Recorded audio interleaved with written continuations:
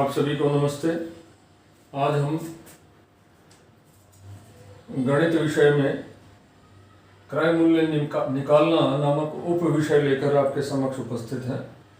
यह विषय कक्षा 6ठी से लेकर 10वीं तक एचटेट की परीक्षा देने वाले विद्यार्थियों के लिए, सीटेट की परीक्षा देने वाले विद्यार्थियों के लिए, एनएमएमएस जो 8वीं कक्षा में जो बच्चा पढ़ता है वो इस परीक्षा को दे सकता है, और एनटीएससी जो 10वीं कक्षा में पढ़ता है वो इस परीक्षा को दे सकता है। एनएमएमएस में जो बच्चा इस परीक्षा को पास कर लेता है उसे 1000 रुपये 4 वर्ष तक लगातार मिलते हैं। 4 वर्ष यानी 8वीं से लेकर 12 तक, यानी लगभग 50,000 रुपये मिलते हैं।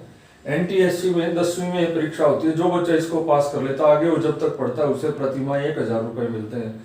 यह सेंट्रल गवर्नमेंट की योजना है और बच्चों को ज़्यादा से ज़्यादा इन विषयों की तैयारी करनी चाहिए। एचटेट और सीटेट दो ऐसी परीक्षाएं हैं जिनको पास करने के बाद आप स्कूल कैडर में टीचर लग सकते हैं। तो वास्तव में जो आज हम विषय लेके हैं, क्रय मूल्य निकालना, to find selling price. Selling price माने खरीदने वाला मूल्य। क्रय खरीदने को बोलते हैं भाई, हिंदी में बोलते हैं क्रय यानी खरीदना।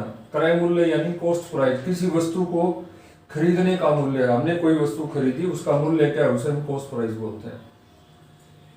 हमने प्रश्न लिया, प्रश्न नंबर 1, इसमें कोई वस्तु 550 रुपए में बेच दी गई, दुकानदार को 10% लाभ हुआ, तो बताइए उसने कितने रुपए में खरीदी थी। यानी कौन सा मूल्य निकालना, क्रय मूल्य यानी कॉस्ट प्राइस।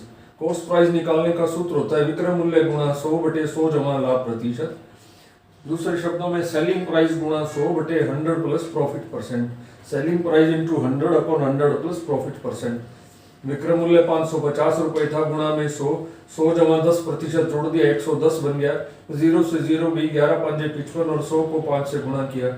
500 रुपए क्रय मूल्य, यानी दुकानदार ने उस वस्तु को 500 रुपए में खरीदा था, 10 रुपए प्रॉफिट उठाकर 550 रुपए में बेच दिया। यह एक एग्जाम्पल था कॉस्ट प्राइस यानी क्रय मूल्य निकालने का। आइए एक और प्रश्न के माध्यम से हम इसको समझने का प्रयास करते हैं। इस बार हमें सेलिंग प्राइस दिया है 900 रुपए, हानि या लॉस 10% दिया है। हमें क्रय मूल्य यानी कॉस्ट प्राइस निकालना है। सूत्र है विक्रय मूल्य गुणा 100/100 घटा हानि प्रतिशत। Selling price into 100/100 minus loss percent. Selling price यानी विक्रय मूल्य 900 रुपए है, गुणा में 100/100 में से हानि यानी 10% को घटा देंगे, 90 बचेगा। 0 से 0/9 90 यानी 9 × 90 और 10 को 100 से मल्टीप्लाई किया, 1000 रुपये हमारा कॉस्ट प्राइस आ गया।